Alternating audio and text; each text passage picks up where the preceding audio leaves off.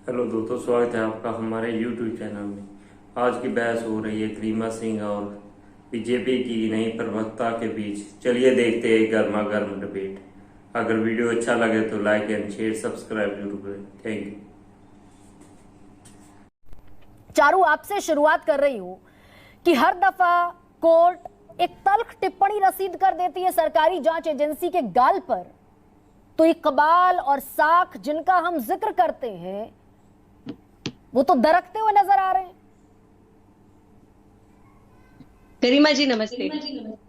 आप देखिए विडंबना विपक्ष की, ये वही विपक्ष है जो 14 पार्टी कांग्रेस के सहित सुप्रीम कोर्ट के पास जाते हैं और कहते हैं कि ईडी और सीबीआई अपनी ताकतों का दुरुपयोग कर रहे हैं नेताओं के खिलाफ, और हम चाहते हैं एक अलग गाइडलाइन बनाई जाए नेताओं को जांचने के लिए। अलग गाइडलाइन चाहिए थी इनको। इन्हें ऐसा लगता था कि जो नेता हैं वो इस देश के सामान्य नागरिकों के ऊपर आते हैं। अलग गाइडलाइन मांगी गई।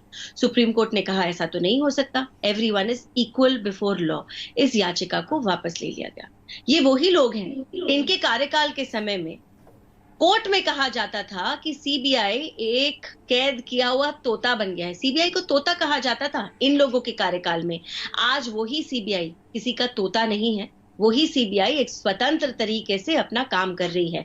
क्यों ये बार बार इनके कोर्ट में फाइल करे गए सारे के सारे जो ये झूठे आरोप लगाते हैं उड़ा दिए जाते हैं?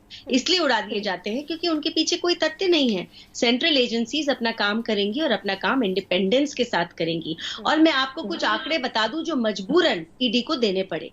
ईडी ने कहा है कि 96% केसेस में कन्विक्शन हुआ है, और जितने ईडी के केसेस होते हैं उसमें से केवल 3% केस नेताओं के ऊपर होते हैं।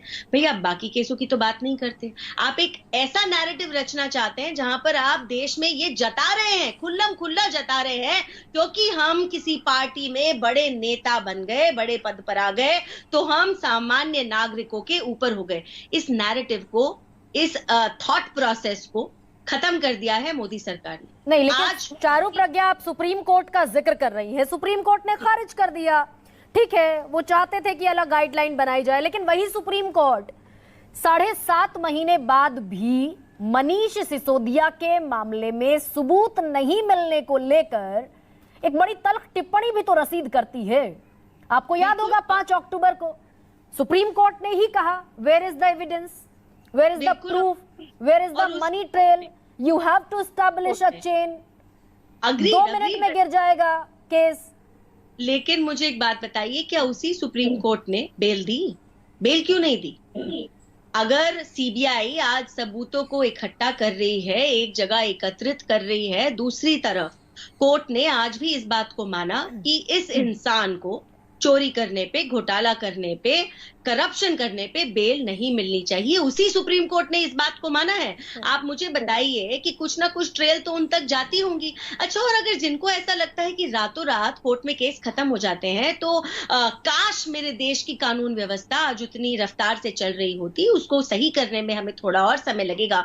आपको याद होगा जो मोदी जी के ऊपर केसेस चल रहे थे, 10 साल लग गए थे क्लीन चिट मिलने में, और कभी ना मोदी जी ने शिकायत करी, ना भाजपा के किसी कार्यकर्ता ने सड़क पर उतर के दंगे मचाए। इन लोगों की तरह हम कोई जश्न भ्रष्टाचार नहीं मना रहे थे। हमने बोला कानून पर विश्वास है, अपने न्यायालय पे विश्वास है, और उनको, एजेंसीज को, न्यायालय को, सबको अपना काम करने दीजिए अपने समय पर, अपने हिसाब से। चारू प्रज्ञा, ये सेलेक्टिव अप्रोच जो नजर आती है वो मैं इसलिए कह रही हूं कि आप मुझे गिनवाइए, क्योंकि आप कह रही है भ्रष्टाचार के खात्मे की मुहिम है, सुप्रीम कोर्ट बेल नहीं दे रहा है, मैंने अग्री कर लिया, लेकिन ये सारे लोग जो आपके साथ चले आए, इनके खिलाफ मामला कहां तक पहुंचा?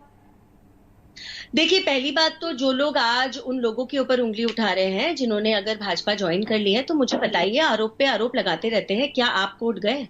क्या आपने कोर्ट में या किसी एफआईआर के द्वारा ये कहा कि इस जांच को आगे क्यों नहीं बढ़ाया जा रहा, हमें वजह बताइए? तो देखिए, यहाँ खाली आरोप लगाने वालों की कमी नहीं है, लेकिन एक्शन लीजिए और तब बताइए। और मैं एक बात और बता देती हूँ, ऐसा नहीं है कि अगर भाजपा की सरकार है तो भाजपा के नेताओं के ऊपर कड़ी कार्रवाई नहीं होगी। नाम बता दीजिए चारू प्रज्ञा, मैं तो बैठी हूँ सुनने के लिए, आप बताइए। पिछले 3 महीने का रिकॉर्ड बता दीजिए कि पिछले 3 महीने में कौन से बीजेपी के नेताओं पर कार्रवाई हुई।